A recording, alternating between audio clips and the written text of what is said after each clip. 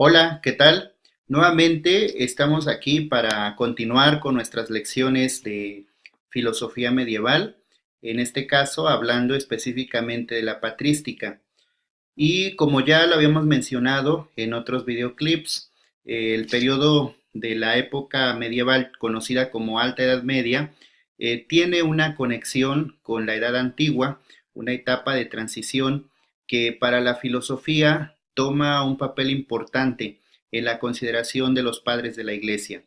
Prácticamente está naciendo la nueva religión, el cristianismo como tal, después de la muerte de Jesucristo y la predicación de los apóstoles y posteriormente sus sucesores. Entonces estamos ubicándonos en el siglo primero después de Cristo, por supuesto, y de ahí en adelante, siguiendo esta secuencia histórica de lo que ya en otro video hemos mencionado, de los padres apostólicos y luego de los padres apologistas y posteriormente de los grandes teólogos. Como ustedes saben, y lo vamos a recordar en este momento, la época patrística comprende prácticamente del siglo primero al siglo octavo. Durante estos 8 siglos es donde ubicamos a los padres de la Iglesia, cuyas características también ya hemos descrito en otro video. Pues bien, en este contexto quiero retomar nuevamente esta idea de que la conformación del dogma cristiano o del símbolo de la fe, como se le conoce después del Concilio de Nicea, pues tuvo una formulación que no se dio de manera espontánea, sino que se dio progresivamente a raíz de una serie de discusiones, de controversias, de disensiones al interior del mismo cristianismo naciente. Incluso ya habíamos comentado anteriormente que una de las principales clasificaciones de los padres de la Iglesia es aquella que se atribuye a los llamados padres apologistas y también a los grandes padres heresiólogos. Algunos de ellos los vamos a mencionar en este video. ¿Qué fue lo que originó esta tendencia o esta ruta de reflexión en torno a la defensa de la fe cristiana? Pues bien, como vamos a ver en este video, se dieron una serie de doctrinas, una serie de ideas defendidas por gente no común, más bien por gente intelectual, por gente que tenía ciertos cargos dentro de la iglesia incluso, por gente que tenían contacto con la filosofía, intelectuales, en fin, que formulaban ciertas ideas respecto al dogma cristiano o respecto a Jesús, al Espíritu Santo, a la Santísima Trinidad, incluso a María como Madre de Dios. Lo vamos a ver más adelante.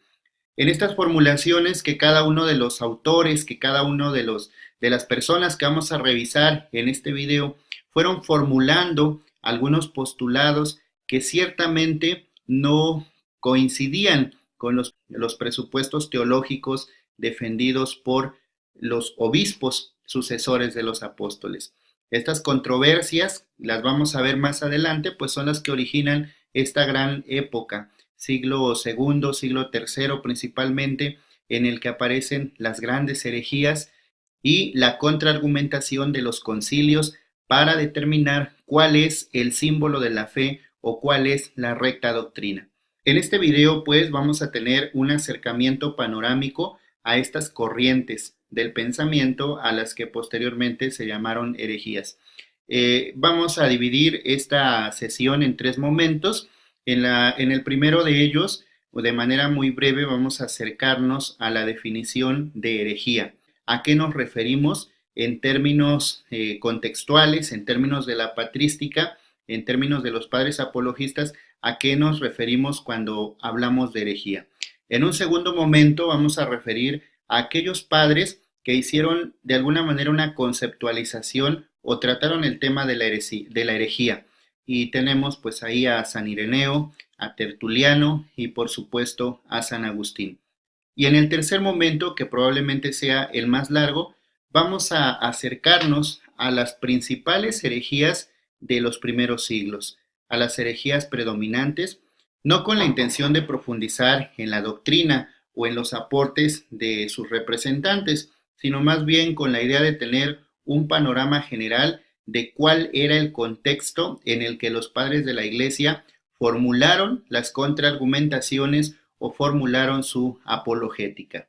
Pues bien, vamos a comenzar esta sesión, esta videograbación, esperando que sigamos contextualizando esta etapa de la filosofía llamada patrística, cuya riqueza poco a poco la vamos descubriendo. Adelante.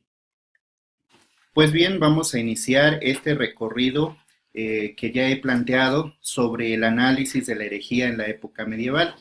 Y lo primero que vamos a hacer es identificar el origen del término del concepto herejía y cómo se fue constituyendo hasta lo que actualmente conocemos. Y nuestro punto de partida, pues va a ser la misma palabra de herejía. Sabemos que herejía proviene del griego airesis, que significa acción de prender, tomar o aceptar. Esta palabra se encuentra ya en el Nuevo Testamento. En el griego, los estudiosos han identificado que se encuentra en 9 lugares, de las cuales 6 están en el libro de los Hechos de los Apóstoles, 2 en las epístolas paulinas y 1 en la carta de Pedro. Pues bien, estamos hablando del griego. Sin embargo, cuando se da la traducción a la Vulgata, al latín, solo se va a conservar en 4 oportunidades y las otras 5 referencias se va a introducir un nuevo término al que seguramente ustedes también han escuchado, el término secta. E incluso, por ejemplo, en el libro de los Hechos de los Apóstoles, capítulo 24, versículo 5, se habla acerca de la secta de los nazarenos.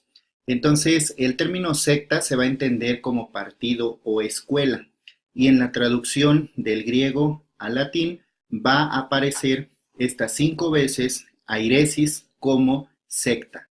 Sin embargo, cabe hacer una precisión, pues en esta época, los primeros años del cristianismo o el periodo judeocristiano, como también se le llama, el término airesis no tenía una connotación negativa como ahora la comprendemos.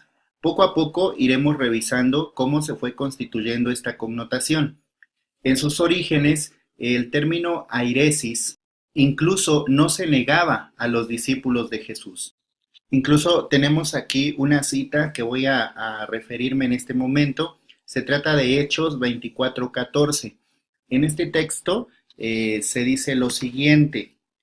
Dice, te confieso que, según el camino que ellos llaman secta, doy culto al Dios de mis padres. Creo en todo lo que se encuentra en la ley y está escrito en los profetas, y tengo en Dios la misma esperanza que éstos tienen, de que habrá una resurrección tanto de los justos como de los pecadores. En este texto, como bien nos damos cuenta, el propio Pablo es considerado esta peste de hombre que provoca altercados entre los judíos de toda la tierra y que es el jefe principal de la secta de los nazarenos, Hechos 24, versículo 5. De modo que, analizando estos textos y muchos otros, los estudiosos afirman que los judeocristianos palestinos fueron quienes elaboraron ese concepto dogmático de airesis contra Pablo.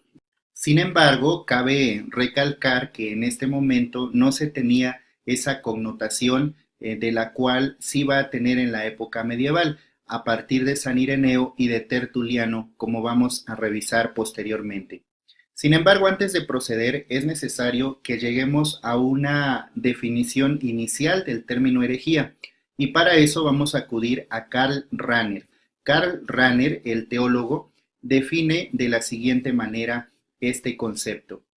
Él dice que bajo el perfil jurídico eclesiástico, hereje es definido como aquel que después del bautismo y conservando el nombre de cristiano, obstinadamente se niega o pone en duda una de las verdades que se deben creer en la fe divina y católica.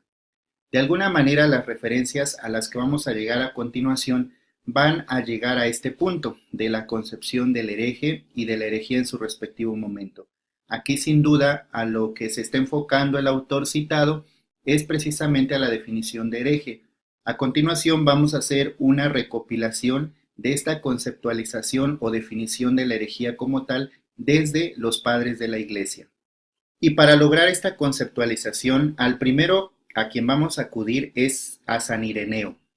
En efecto, fue él el primer padre de la Iglesia que realiza un escrito sobre la herejía.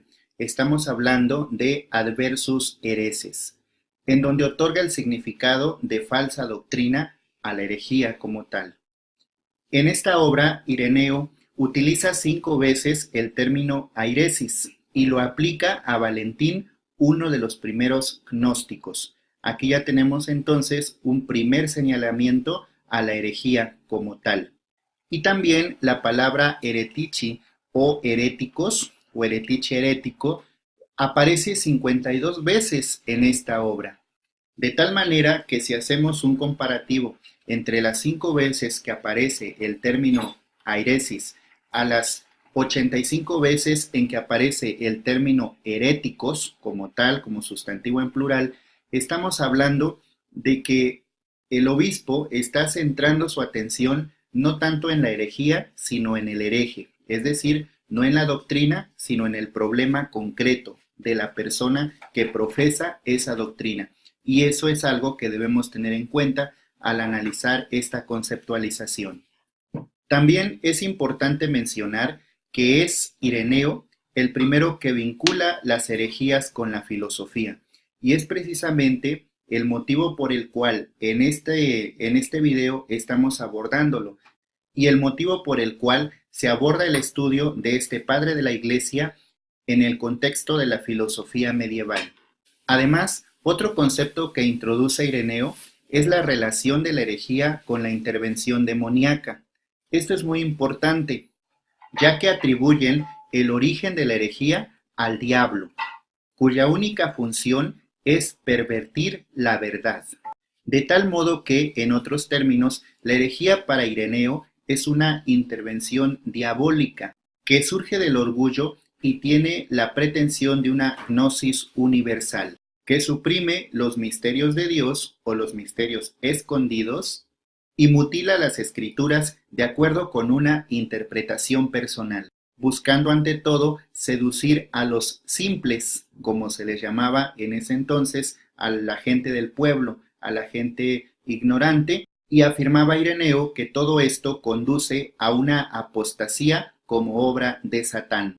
Otro de los aspectos fundamentales y de suma importancia en Ireneo es precisamente que incorpora la regula veritatis para diferenciar a los herejes de los cristianos, es decir, la regla de la verdad. Esto tiene fundamental importancia porque va a ser un criterio de verdad y un criterio para demostrar la ortodoxia de una doctrina, como lo vamos a ver no solo posteriormente en este video, sino también en otros videos y referencias sobre la doctrina cristiana, el símbolo de la fe y la autoridad que tienen los padres de la Iglesia. Desde esta perspectiva, para Ireneo, la herejía rompe el cuerpo de la verdad, porque divide el glorioso cuerpo de Cristo, es decir, la Iglesia, y separa al Dios creador del Dios salvador, convirtiéndolo en un demiurgo.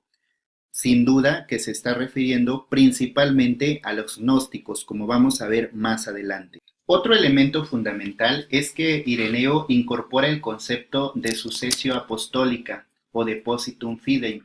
Esto es importante porque se va a constituir en otra referencia para considerar la ortodoxia de la doctrina cristiana.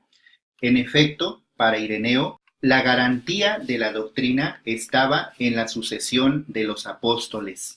En efecto, para Ireneo, la garantía de la doctrina se encontraba en la sucesión de los obispos a partir de los apóstoles, a quienes cabe preservar y transmitir el depositum fidei, que incluso ya recomienda el apóstol Pablo en la primera carta a Timoteo, capítulo 6, versículo 20. Con todo esto, nos estamos dando cuenta que Ireneo contribuye de forma muy particular a definir como herejías las posiciones que los obispos condenan como tales, de donde probablemente nace esta idea de llamar herético a todo aquello que se opone a la sede romana, es decir, a la autoridad de los obispos y particularmente al obispo de Roma. En resumen, Ireneo presenta los tres principios metodológicos para definir la herejía, que son la regla de la verdad por el bautismo, la prueba de las escrituras en la tradición apostólica y el acuerdo de pensamiento en la comunión eucarística. Probablemente nos vamos a referir a estos tres principios metodológicos más adelante. El siguiente padre de la Iglesia a quien haremos referencia es Tertuliano, quien hacia el año 200 redactó De Prescriptione Hereticorum. En esta obra, él va a mencionar 32 herejías. Va a partir de los criterios de verdad que ya formuló Ireneo, que es la regula fidei, y a partir de esto va a adoptar el significado latino de secta, anticipando su sentido de error por oposición a la verdad. Esta, entendida como verdad revelada que no puede ser modificada. Bajo este criterio, en De Prescriptione 6, del 3 al 4, afirma lo siguiente: por tanto, aunque un ángel venido de los cielos evangelice de otro modo, será declarado anatema por nosotros. Estoy citando De Prescriptione de Tertuliano. De tal modo que Tertuliano sostiene que los herejes no fundan sus orígenes sobre las iglesias apostólicas y por tanto sostiene que ellos no tienen ningún derecho al nomen de cristianos. De la misma manera que Ireneo, Tertuliano sostiene la intervención demoníaca en la herejía, por lo que escribió que el diablo trae y lleva entre dos mundos opuestos.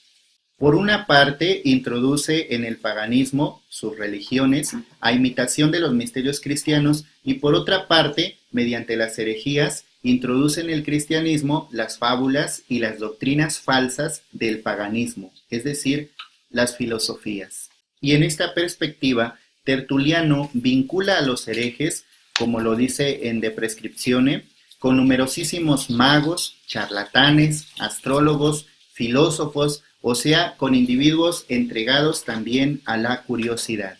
Algo que debemos afirmar de Tertuliano es que busca la justificación histórica de la herejía como mal necesario para poner a prueba la fe, y lo busca desde el texto paulino de la primera carta a los Corintios, capítulo 11, versículo 19, texto al que va a aludir repetidamente en su obra. De modo que podemos llegar con Tertuliano a la siguiente definición de herejía. Voy a citar: siendo esto así, consta, por tanto, que toda doctrina que está de acuerdo con las iglesias apostólicas, matrices y originales de la fe, hay que atribuirla a la verdad, porque guarda sin duda alguna lo que las iglesias han recibido de los apóstoles de Cristo y Cristo de Dios.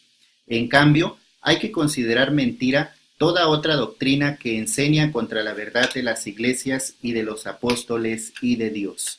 Esto lo estoy citando de Prescriptione Hereticorum.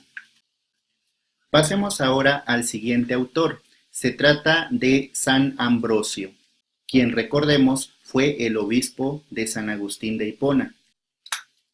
De él tenemos la siguiente referencia. Él dice: ¿a quiénes hay que tener por enemigos sino a los herejes? Realmente ellos son los impugnadores de la fe y los enemigos de la verdad. Y tanto peores enemigos, hablando de los judíos, cuanto que de amigos ellos se han hecho enemigos. Ahora pasemos a revisar cuál es la respuesta dada por San Agustín a la conceptualización de las herejías y particularmente a algunas herejías. Y lo primero que tenemos es que San Agustín escribe en 428 su obra De Heresibus, en el cual reconoce 88 herejías, desde Simón el Mago hasta los pelagianos. En esta obra afirma que los herejes son aquellos verdaderos enemigos que atacan la fe. Y bueno, pues yo puedo recomendarles, por ahí incluso está el texto digitalizado en internet de Heresibus, y bueno, pues aparece esta lista de 88 herejías. Si nosotros queremos tener un acercamiento a ellas desde el contexto de la época de los primeros siglos, pues sin duda que podemos acudir a San Agustín en este texto. Pues bien, como ya hemos dicho en De Haeresibus, Agustín se propone identificar cuáles son los elementos de la herejía. Vamos a recuperar lo que dice en la introducción de este texto, de este libro, y dice lo siguiente: en efecto, no todo error es una herejía, aunque toda herejía, porque se sitúa en el vicio, no puede dejar de ser una herejía por algún error. ¿Qué es lo que hace a uno ser hereje? Según mi humilde opinión, o no se puede definir con precisión del todo, o muy difícilmente. Esto lo iré declarando a lo largo de la obra, si Dios me guía y conduce mi discusión hasta donde yo pretendo. Fin de la cita. Pues bien, con estas características y con esta recuperación del texto directo de San Agustín, nos damos cuenta que él distingue el error y el cisma de la herejía. Vamos a ver las características de cada una de ellas. El primer elemento es el error sobre una verdad, no sólo como la propiedad de las cosas, sino como ser total o parcial de la realidad de las cosas. Es decir, estamos hablando de una verdad ontológica, como conocimiento falso total o parcial de la verdad. Para San Agustín, el error manifiesta un juicio falso al tomar lo falso por verdadero. Y vamos a ver qué es lo que dice él propiamente en el texto de Vera Religione. Y dice lo siguiente, cito: el error nace del entendimiento porque juzga mal de un contenido, aunque la fuente del mismo sea falsa, como pueden ser las sensaciones, porque los sentidos sobre su objeto y medio no engañan, ellos reaccionan como son. El error está en el juicio que el entendimiento emite de los datos que recoge. De Vera Religione 3362. Entonces observamos que el error es un elemento constitutivo de la herejía. Vamos a pasar al segundo elemento, que es el cisma. El cisma puede definirse como el desgarrón, la hendidura o ruptura de algo, y sobre todo de la unidad o comunión de un grupo. En este caso particular estamos hablando del cuerpo moral que es la Iglesia Católica. En el texto de Fide et Símbolo, en el número 21, San Agustín distingue el cisma de la herejía cuando, cito, los herejes violan la fe por un juicio falso de Dios, los cismáticos se apartan de la caridad fraterna por divisiones impías, creyendo todo lo que nosotros creemos. De este modo, ni los herejes pertenecen a la Iglesia Católica porque ella ama a Dios, ni los cismáticos porque ella ama también al prójimo. Fin de la cita. De modo que, como lo vamos a ver nuevamente en su texto de Haeresibus, en los números 50, 81 y 75, ahí podemos darnos cuenta que él va a excluir como herejías los errores sobre algunas conclusiones científicas de ese entonces. Por ejemplo, el origen del cielo, de la tierra, de los terremotos, de los fenómenos atmosféricos, la edad del mundo, etc. Pero sí va a tener como herejías otras opiniones, como aquellos que defienden la eternidad de la materia. Entonces ya ahí pues ustedes pueden consultar estas referencias y darse cuenta de cómo él llega a catalogar algunas posturas como heréticas y otras no. Muy bien, pues vamos a continuar. Entonces, finalmente, podemos decir que, según San Agustín, para que haya herejía tiene que darse algún error esencial en la doctrina cristiana y que realice prácticas condenadas por la Iglesia con obstinación. Finalmente, quisiera decir que todo esto que hemos analizado pues contiene una riqueza literaria impresionante. El hecho mismo de catalogar las herejías pues ya en sí implica una aportación. Ahora bien, la apologética en respuesta a estas herejías conlleva argumentaciones filosóficas y teológicas. Cabe mencionar que un hereje o una herejía no se constituía por una simple opinión, más bien era una opinión doctrinaria que estaba argumentada, estaba fundamentada, y en ese sentido también se veía la necesidad de que la apologética contraargumentara las opiniones de esa herejía para poder manifestar la postura ortodoxa de la doctrina cristiana. Y a esto pues le vamos a llamar heresiología, como un tipo de literatura que nace en una fecha temprana, en el siglo segundo, para combatir la disidencia dentro de lo que entonces empezaba a configurarse como la Gran Iglesia. Si bien en este curso, en este seminario, no vamos a poder abordar plenamente esta literatura y todos sus contextos y el análisis de sus textos, lo cierto es que sí vamos a tomar algunos padres de la Iglesia específicos y algunos textos para comprender la manera en que argumentaban las propias posturas de la recta doctrina y cómo contraargumentaban las posturas heréticas. Ahora pues, sin la pretensión de abordar toda la literatura de las herejías, todos los textos, los autores y también la apologética hacia ellas, lo que vamos a hacer es identificar algunas herejías dominantes, describir tal vez algunos autores de quienes nace o quienes fueron los principales representantes de estas herejías y sus principales postulados. En algunos casos también es necesario identificar cómo la Iglesia respondió a estas herejías dominantes a través de un concilio, un documento, un edicto, etc. Entonces, pues vamos a pasar a analizar estas principales herejías, esperando que esto contextualice el pensamiento patrístico y específicamente la filosofía patrística. Continuamos. Muy bien, pues comenzando con este recorrido de las herejías dominantes, en primer lugar tenemos a los ebionistas. Esta fue una de las primeras corrientes que tuvo la iglesia cristiana. Su nombre proviene del hebreo ebión, que significa pobre, y había prácticamente tres grupos de ebionitas con diferencias observables y que vamos a mencionar a continuación. En el primer caso tenemos aquellos cristianos judíos que demandaban una completa observancia de la ley por parte de los creyentes. Este grupo también incluía a otros que guardaban la ley estrictamente sin exigir que otros lo hicieran. Esto nos refleja pues una total adherencia a la ley mosaica. En segundo lugar tenemos a los llamados cristianos judaizantes, que consideraban a Pablo como un apóstata de la ley mosaica y afirmaban que era necesario que todos los cristianos fuesen circuncidados y guardasen la ley estrictamente. Consideraban a Cristo como una criatura y además negaban su concepción virginal.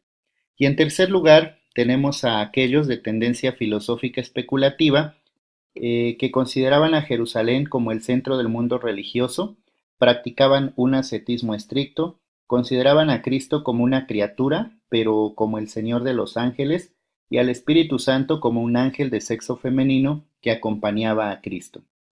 Estos grupos de ebionitas tenían en común la adherencia a la ley mosaica y también pues la tendencia a interpretar la persona de Cristo como un mero hombre privilegiado por el descenso del Espíritu Santo sobre su persona a la hora de su bautismo.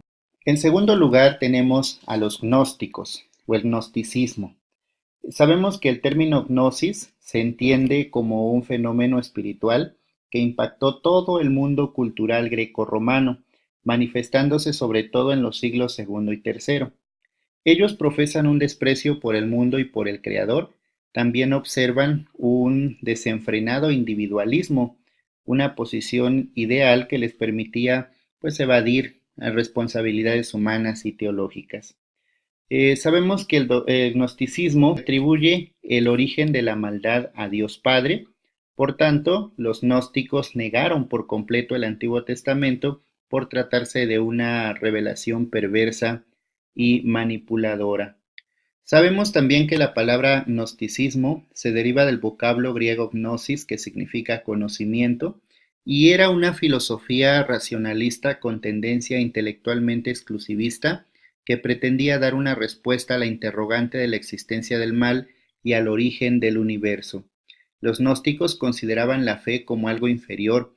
La gnosis, por ser un alto nivel de conocimiento, era el canal de salvación. Por tanto, para ellos, la gnosis no era un conocimiento intelectual adquirido mediante un esfuerzo mental, sino que era algo de origen sobrenatural. La gnosis era en sí producto de la revelación divina. Por tanto, para los gnósticos, ese conocimiento adquirido supuestamente por revelación, es en sí ya una redención perfecta. Algo que caracteriza al gnosticismo es su esencial sincretismo, que incluye la filosofía helenística, las religiones orientales, los misterios de la Babilonia antigua, los cultos egipcios, el judaísmo heterodoxo e incluso algunas ideas cristianas, particularmente las relacionadas con el concepto de salvación. En cuanto a Cristo, los gnósticos decían que era una emanación o eón salido de Dios.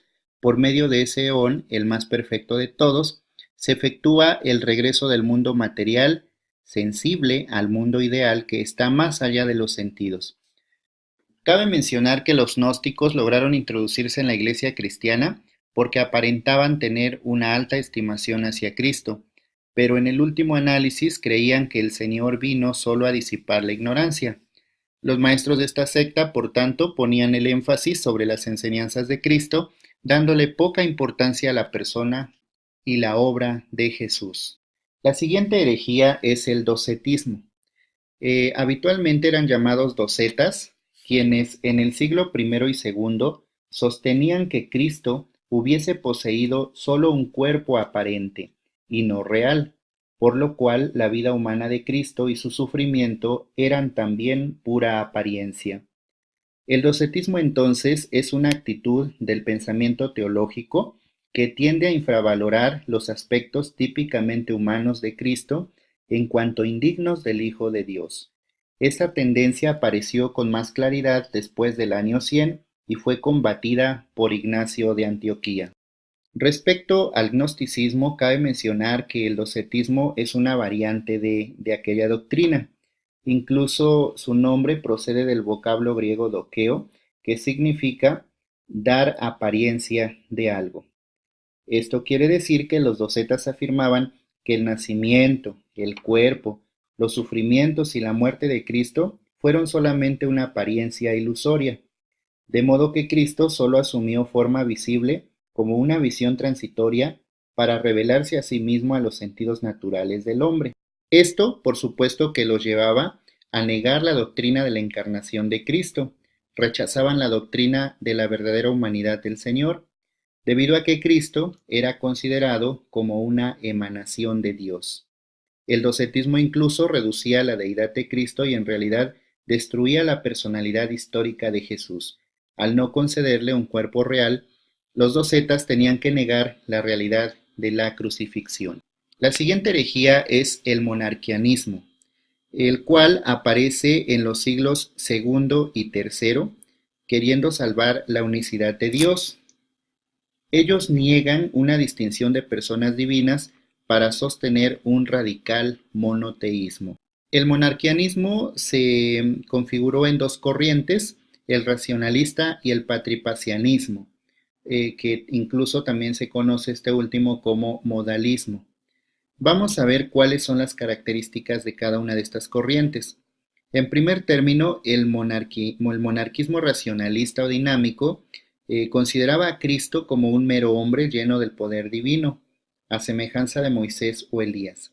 Ese poder divino existía en Cristo desde el principio de su vida, pues ellos admitían que Jesús había sido generado sobrenaturalmente por el Espíritu Santo.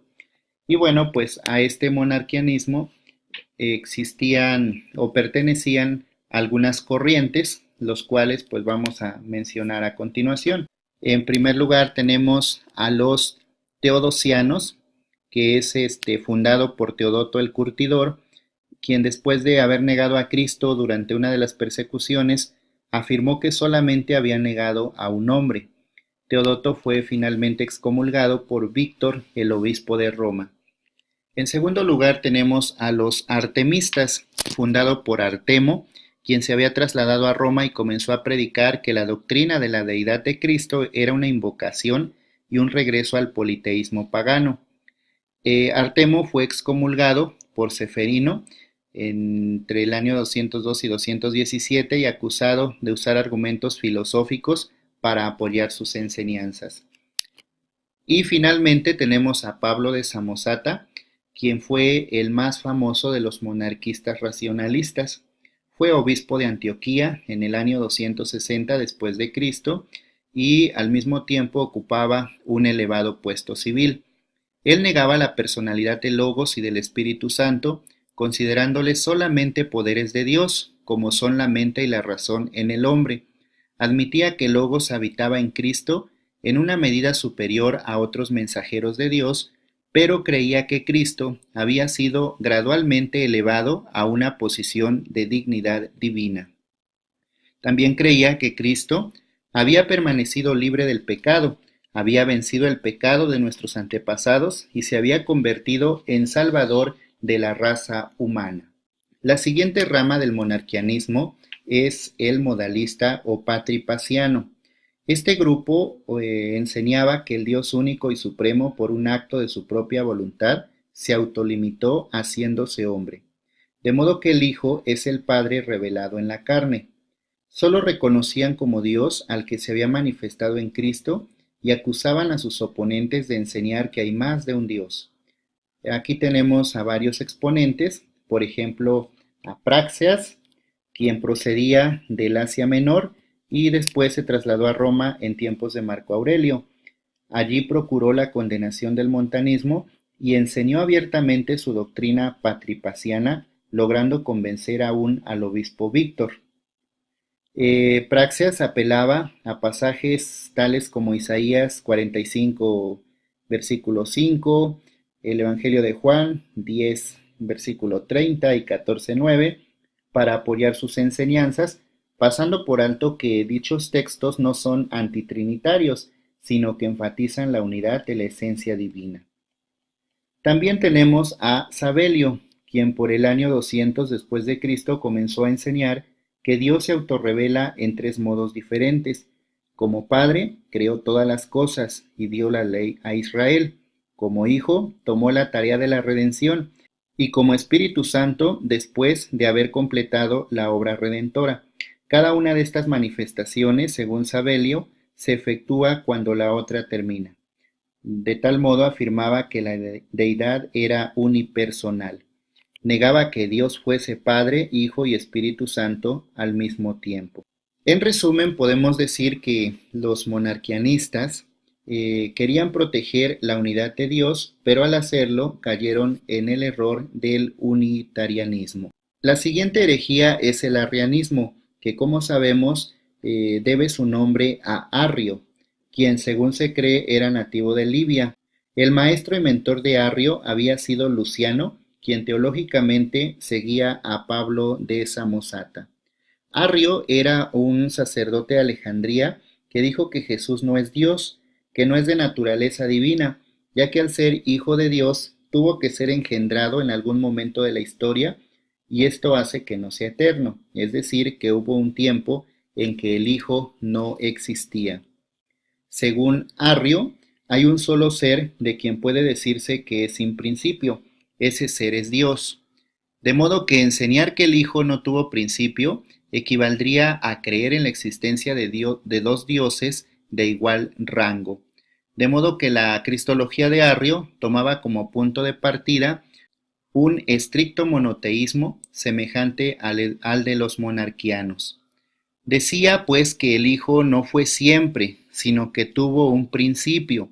El Logos en Cristo fue creado por el Padre antes de la creación del mundo.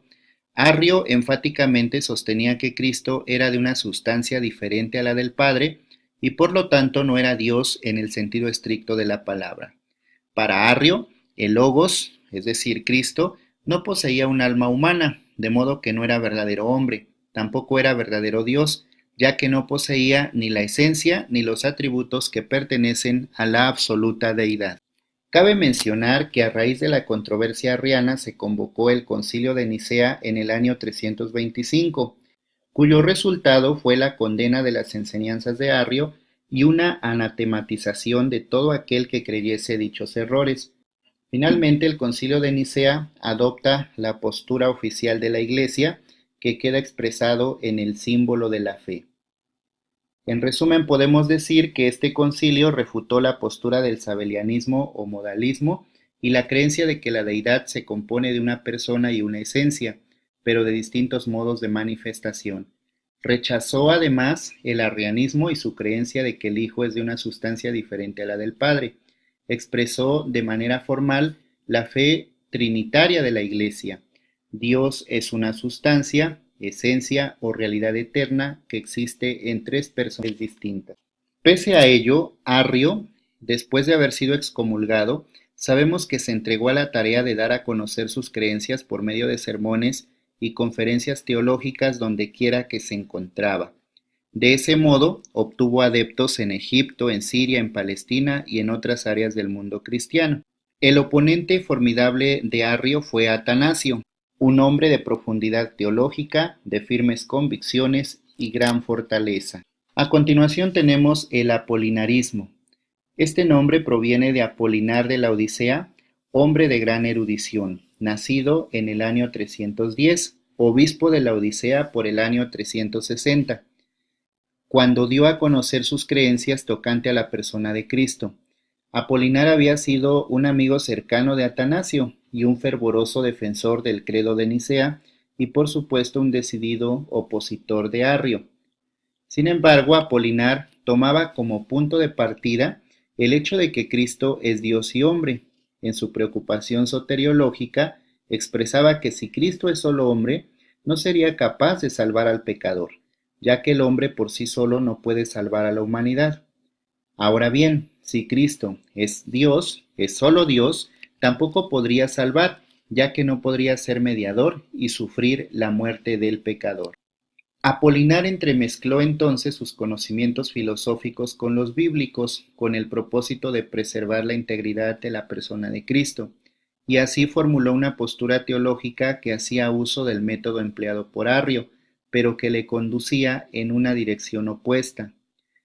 Pues si Arrio negaba la perfecta deidad de Cristo, Apolinar negaba la perfecta humanidad de Cristo. Cabe mencionar que los teólogos de aquella época, principalmente los tres capadocios, Gregorio Nacianceno, Gregorio de Niza y Basilio el Grande, respondieron y refutaron a Apolinar de manera contundente, quienes afirmaron que si Cristo no es verdadero hombre, no sería posible explicar las limitaciones que demostró durante su ministerio terrenal ni la lucha entre la voluntad humana y la divina.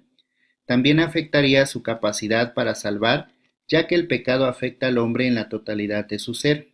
Por tanto, decían los capadocios, es necesario que el Redentor sea totalmente divino y totalmente humano, comprendiendo así con toda claridad que la postura de Apolinar afectaba tanto a la persona como a la obra de Cristo. Apolinar fue entonces condenado en el Concilio de Constantinopla en el 381. Ahí los obispos concluyeron que Cristo es una persona divina que tomó para sí naturaleza humana. A continuación tenemos el nestorianismo. Antes de pasar a la definición de esta herejía, es necesario que hagamos una breve recopilación de cómo se estaban consolidando las escuelas del pensamiento teológico hasta esta época. En el occidente tenemos a Tertuliano, quien había expresado que en la persona de Jesucristo estaban unidas, pero sin mezclarse, la completa naturaleza divina y la naturaleza humana. Afirmaba la absoluta deidad de Cristo y la coexistencia de las dos naturalezas, la divina y la humana, en la persona de Jesús.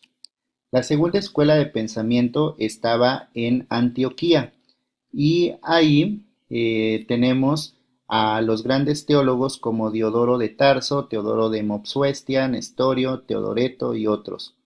En esta escuela se rechazaba la exégesis alegórica y la adopción de una hermenéutica gramático-histórica. El énfasis cristológico primordial de esta escuela estaba sobre la humanidad de Cristo, aunque esto no significaba en ningún sentido la más leve negación de la deidad del Señor. Y la tercera escuela tenía su sede en Alejandría, y bueno, pues ahí destacaron Atanasio, los tres capadocios y Cirilo de Alejandría. El énfasis de estos recaía sobre la deidad de Cristo, primordialmente por razones soteriológicas. Aquí tenemos pues un resumen de esto. En Alejandría se procuraba defender la deidad de Cristo, aunque no negaban su humanidad. En Antioquía se ponía mayor énfasis en la humanidad de Cristo, aunque reconocían su deidad absoluta. Y es en este trasfondo teológico que surge la controversia con Nestorio y que va a originar el nestorianismo. Nestorio fue nombrado patriarca de Constantinopla en el año 428.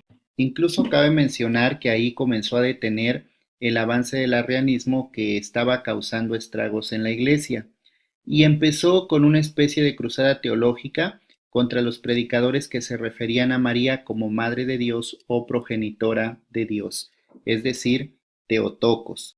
En su lugar, Nestorio propuso el uso de la expresión progenitora de Cristo o Cristo Tocos o Madre de Cristo.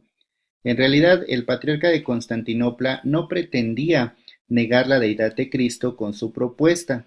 No obstante, la aserción de Nestorio dejaba al descubierto que no comprendía el significado de la unión de las dos naturalezas, la divina y la humana, en la persona de Cristo.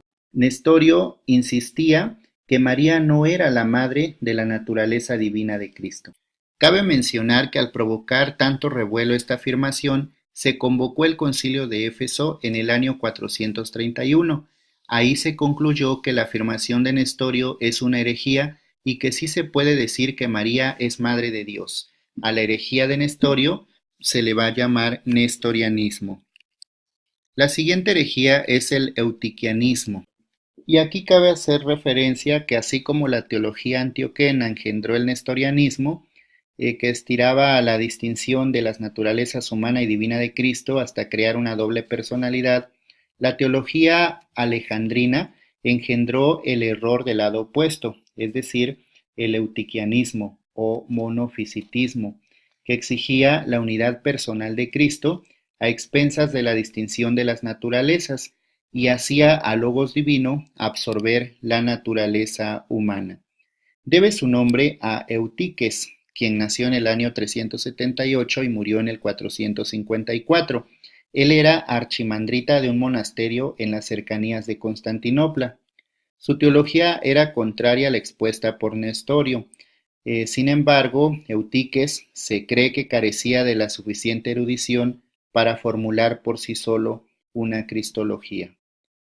Fue acusado de herejía y condenado por un sínodo reunido en Constantinopla. La acusación en contra de Eutiques fue que enseñaba que después de la encarnación Cristo tenía solamente una naturaleza. Cabe mencionar que como seguidor de Cirilo, Eutiques estaba reaccionando en contra del nestorianismo que dividía a Cristo en dos personas. Sin embargo, su error fue causado por el mismo problema que hizo errar a Nestorio, es decir, la incapacidad de distinguir entre naturaleza y persona. En esta confusión, Eutiques sostenía que Cristo estaba compuesto de dos naturalezas, pero no existía en dos naturalezas. La naturaleza humana se había fusionado con la divina, resultando en la formación de una sola naturaleza, es decir, Cristo no existía como humano en el mismo sentido en que nosotros somos humanos. La conclusión final de la cristología de Eutiques, por tanto, es que Cristo no era ni verdaderamente Dios ni verdaderamente hombre. Incluso algunos de sus seguidores creían que aún el cuerpo de Cristo descendió del cielo. Cabe mencionar que el Concilio de Calcedonia, celebrado en el año 451, condenó a Eutiques y rechazó su cristología. Afirmó la doctrina de la unión inseparable e indivisible, sin confusión y sin cambio, de dos naturalezas perfectas y completas, la humana y la divina, en la persona de Cristo. La siguiente herejía es el monoteletismo. En este caso se aborda el tema de la voluntad o las voluntades de Cristo, el cual no fue discutido en el Concilio de Calcedonia. Tampoco fue considerada sino hasta principios del siglo VII. La controversia en sí inició con Sergio, patriarca de Constantinopla, durante el reinado de Heraclio. Cerca del año 630, Sergio, por razones más políticas que teológicas, aconsejó al emperador Heraclio que publicase un documento expresando que Cristo había hecho todas las cosas por medio de una sola energía divina humana. Esta polémica sobre la cuestión del monoteletismo comenzó en el año 633 y duró hasta el 680. fecha en que se reunió el Sexto Concilio Ecuménico de Constantinopla. Al principio de la controversia, Sergio consiguió el apoyo del Papa Honorio, quien posteriormente sería anatematizado y acusado de traicionar la causa ortodoxa. Los monotelistas procuraban preservar la integridad de la persona de Cristo. Sostenían que si Cristo hubiese tenido dos voluntades, éstas hubiesen entrado en conflicto y la voluntad humana se hubiese rebelado contra la divina. De modo que el concepto de una sola y única voluntad era la mejor manera de preservar la impecabilidad de Cristo. Cabe mencionar que en el Sexto Concilio Ecuménico de Constantinopla se afirmó que la voluntad divina de Jesús estaba en perfecta armonía con la del Padre, hasta el punto de una completa identificación. La siguiente herejía es el adopcionismo. Con este nombre se conoce la controversia cristológica que tuvo lugar en el siglo VIII y que ha sido considerado un avivamiento del nestorianismo, aunque en forma modificada. Esta cuestión parece haber comenzado cuando un personaje, del cual muy poco se conoce, que es Migetio, escribió un trabajo pretendiendo resolver el problema de la Trinidad. Él no distinguía entre Logos y Cristo, dando a entender que la segunda persona de la Trinidad no existía antes de la encarnación. El error fundamental del adopcionismo radicaba en el énfasis dado a una supuesta relación filial entre Cristo y el Padre. Una vez más, el meollo de la cuestión fue la incapacidad de parte de los adopcionistas de distinguir entre naturaleza y persona. Los adopcionistas enseñaban una dualidad de persona en Cristo. Enseñaban que Cristo, en lo que respecta a su naturaleza humana, era hijo de Dios solo nominalmente por adopción, mientras que, según su naturaleza divina, era realmente el Hijo eterno de Dios. Los adopcionistas daban a entender que creían en la existencia de dos personas en Cristo. A continuación tenemos al maniqueísmo, la cual fue una gran manifestación filosófica que se adhirió al cristianismo y al gnosticismo del siglo II. Su fundador fue Mani, quien pretendió ser el único profeta auténtico, la última revelación destinada a todos los hombres, por supuesto después de Adán, Abraham, Isaías, Juan Bautista, Cristo y Pablo. Podemos concebir al maniqueísmo como una doctrina de redención. En efecto, Mani deseaba coordinar el bagaje cultural y doctrinal de las demás religiones a través de esta directriz. Incluso hay varias perspectivas en torno al maniqueísmo. Por ejemplo, para los griegos, el maniqueísmo se presentó como una herejía filosófica nueva, al modo de la gnosis griega. En Occidente, en cambio, se considera no como una corriente doctrinal, sino como una organización que aceptaba casi todo lo cristiano y lo transformaba según sus prácticas. La característica principal del maniqueísmo es el dualismo. Manés distinguió dos naturalezas existentes desde el principio de los tiempos, la luz, Hormuz, y oscuridad, Arimán. El reino de la luz vivía en paz, mientras que el de la oscuridad se debatía en una lucha constante consigo mismo. El universo es el resultado temporal de un ataque al reino de la luz por parte de las tinieblas y fue creado por el espíritu de vida, que surgió del reino de la luz, producto de su mezcla con el de las tinieblas. Cabe recordar que los maniqueos realizaron muchos esfuerzos para incluir todas las tradiciones religiosas en su fe. Como resultado, conservaron muchas obras cristianas apócrifas, como el Evangelio de Tomás, que de otra forma incluso se habría perdido. Incluso Maní o Manés se mostraba como discípulo de Jesucristo, pero la primitiva iglesia lo rechazaba por herético. Entonces él se declaraba como el Paráclito, el Mesías predecido y la realización de todas las religiones. Para los maniqueos, Jesús era el Hijo de Dios, pero que había venido a la tierra a salvar su propia alma. Jesús, Buda y otras muchas figuras religiosas habían sido enviadas a la humanidad para ayudarla en su liberación espiritual. De modo que la figura de Jesús, para Maní o Manés, era desmenuzada en varias figuras individuales. Jesús es el luminoso, como figura celestial de revelación y sufre solo en apariencia.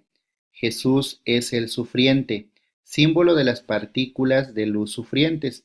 También, incluso, el maniqueísmo va a recoger tradiciones budistas y va a adoptar, por ejemplo, la doctrina de la transmigración de las almas y negar la responsabilidad humana por los males cometidos, porque cree que no son producto de la libre voluntad, sino del dominio de Satanás sobre nuestra vida. Finalmente tenemos el montanismo, el cual fue un movimiento apocalíptico cristiano que surgió en el siglo II. Tomó su nombre de Montano, un frigio, que poco después de su bautismo dijo haber recibido una revelación del Espíritu Santo en el sentido de que él, como representante del profeta del Espíritu, había sido elegido para dirigir la iglesia cristiana en su etapa final. Fue ayudado por dos mujeres, Maximila y Priscila, y fundó una secta de entusiastas que predicaba el inminente fin del mundo, la moral austera y severa disciplina penitencial. Se negaba la naturaleza divina de la Iglesia y el perdón de los pecados después del bautismo. Montano afirmaba hablar en nombre del Espíritu Santo y de Cristo, por lo cual solicitaba una incondicional obediencia a su profecía, negando la Iglesia institución y desconociendo la autoridad de los obispos. Los montanistas fueron un movimiento de renovación de la Iglesia a través de un renacimiento del entusiasmo religioso que había marcado los orígenes cristianos. Se presentó también como un movimiento espiritual y carismático que plantea una amenaza para la jerarquía de la Iglesia emergente. Se fundamentaba en las profecías de Montano y defendían la profecía mediante el éxtasis. Pues bien, hemos hecho este arduo recorrido revisando las principales herejías de los primeros siglos de la Iglesia y las controversias que desataron, asimismo, la respuesta de la ortodoxia cristiana. Si bien es cierto que el conflicto cristológico de los 5 primeros siglos de la Iglesia no quedó absolutamente delineado como resultado de las decisiones tomadas contra Arrio en el Concilio de Nicea del 325 o contra Apolinar en el Concilio de Constantinopla del año 381 o contra Nestorio en el Concilio de Éfeso del 431 o contra Eutiques en Calcedonia en el 451, lo que sí podemos decir es que dichas decisiones fueron fundamentales para la vida de la Iglesia y sirvieron de parámetros para discusiones posteriores. Finalmente, podemos decir que en aproximadamente estos 3 siglos y medio de discusión cristológica principalmente, la Iglesia, a través de sus líderes, de sus obispos, de sus teólogos, de los padres de la Iglesia, se pronunció con amplitud tocante a cuestiones que han sido de vital importancia para la vida del cristianismo. Yo creo que lo más rescatable de esta época es ante todo la consolidación, la formulación del símbolo de la fe y que actualmente en la Iglesia Católica se sigue profesando en el llamado credo niceno-constantinopolitano. En efecto, uno de los concilios principales para la formulación del dogma cristiano es el Concilio de Nicea del año 325, en el que se proclama que Cristo es de la misma substancia que el Padre y por lo tanto es Dios. También en Constantinopla, en el año 381, define la identidad de Cristo con la humanidad y se declara que Jesús es hombre perfecto e impecable. Por su parte, otro de los concilios que también ya hemos mencionado es el de Éfeso, celebrado en el 431, que define que Jesús es una sola persona. Por su parte, en Calcedonia, en el 451, se afirma que Jesús es una persona única que posee dos naturalezas, la divina y la humana. Estas naturalezas coexisten en Cristo sin confusión o mezcla, sin cambio, sin división y sin separación. En Constantinopla, por su parte, en el 680-681 ya posteriormente, se concluye que en Jesús operaban dos voluntades, la humana y la divina. La voluntad humana de Jesús, sin embargo, estaba sometida a la divina de manera armoniosa y perfecta. Por tanto, si bien en todas estas controversias, argumentaciones y contraargumentaciones, el principal dogma que se definió que estaba en juego era el cristológico, también hubo otros temas que se tocaron, como el de la Santísima Trinidad o bien el del Espíritu Santo e incluso el de María como Madre de Dios. Lo cierto es que el eje articulador de todas estas discusiones teológicas es la búsqueda a la respuesta de ¿quién es Jesucristo? Y en este sentido, algunos lo han visto como un mero hombre, otros incluso como una especie de ángel o un ser superior al hombre. Para otros, Cristo es Dios desprovisto de toda clase de humanidad. Para otros es mitad Dios, mitad hombre. Pero lo cierto es que en los concilios se define el concepto de naturaleza y de persona, y esto va a ser fundamental para la formulación del símbolo de la fe del que ya hemos hablado. Ahora bien, por último, cabe referir que la filosofía toma un papel fundamental en todo este proceso, ya que a través de ella se empiezan no solo a traer doctrinas anteriores de la antigüedad, del platonismo o del neoplatonismo, sino que incluso también se convierte en un instrumento para una adecuada argumentación y sobre todo para poder fundamentar la doctrina cristiana. Posteriormente vamos a revisar algunas particularidades de esta filosofía que, a diferencia de otras épocas, algunos autores la han llamado como teocéntrica, es decir, orientada a dar explicaciones sobre la realidad de la trascendencia, particularmente sobre Dios y específicamente sobre el Dios de los cristianos.